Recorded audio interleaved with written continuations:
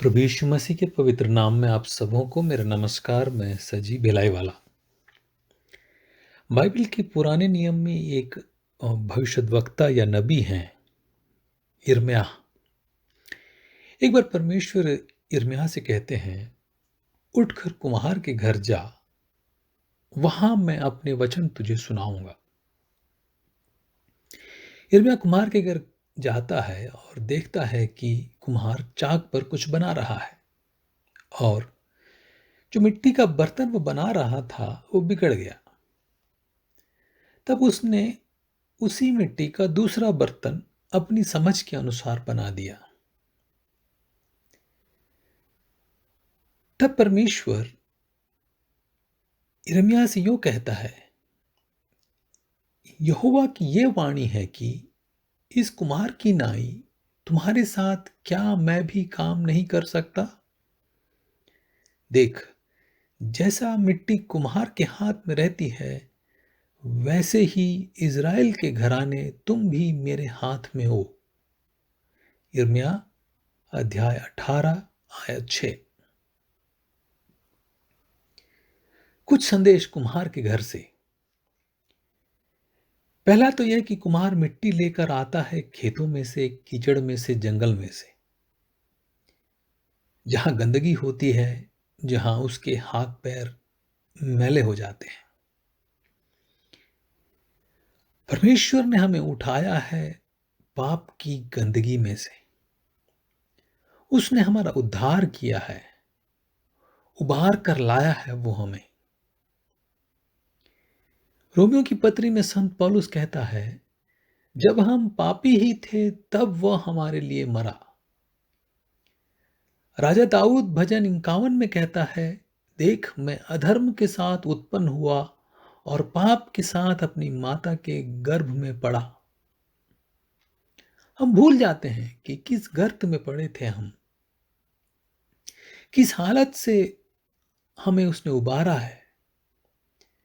जैसे गीतकार कहता है, दलदल की कीच से मुझे उबारा, चट्टान पर खड़ा कर दिया, क्षमा किया है तमाम पापों को, स्मरण करता हूं कि मैं मिट्टी ही हूं।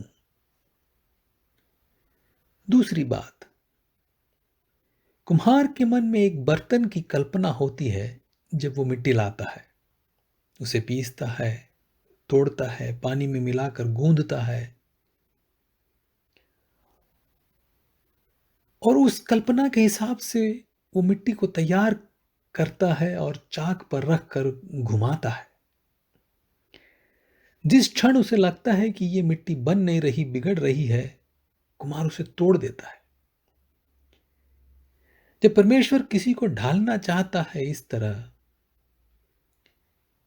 कि वो काम आए, तो दुनिया देखती रह जाती है कि वो कैसे अपने ही हाथों से रूप देता है उसको। जिन्हें वो चुनकर अलग करता है, उपयोग में लाता है उनको। वो मोड़ता है पर तोड़ता नहीं जब वो कुछ अच्छा बनाता है। वो बाहर लाना चाहता है उस खूबसूरती को जो मेरे और आपके भीतर है। लेकिन जब मिट्टी बैठती नहीं कुम्हार के हाथों में, जब मिट्टी अपने हिसाब से बनना चाहती है, तब वो कोशिश तो करता है सही रास्ते पर लाने की, मगर कभी कभी उसे तोड़ देना पड़ता है। लेकिन वो हार नहीं मानता, उसी मिट्टी का एक और बर्तन बनाता है। तीसरी बात, उसी मिट्टी से एक और बर्तन बनाता है। उस मिट्टी को त्याग नहीं देता, फेंक नहीं देता। हो सकता है पहले बर्तन जैसा ना हो सकता है पहले बर्तन से अधिक सुंदर हो दूसरा बर्तन। हमारा परमेश्वर एक और मौका देने वाला परमेश्वर है। हम उसकी इच्छा के अनुसार बने नहीं, फिर भी हमें एक और मौका देता है कि हम उसके हाथों में अपने आप को दे दें, ताकि वो जैसा चाहता है वैसा हमें बनाए। जीवन में गलतियां होती है, भटकाव होता है, मगर मन फिरा कर वापस आने वालों को फिर से बनाता है वो। आमीन।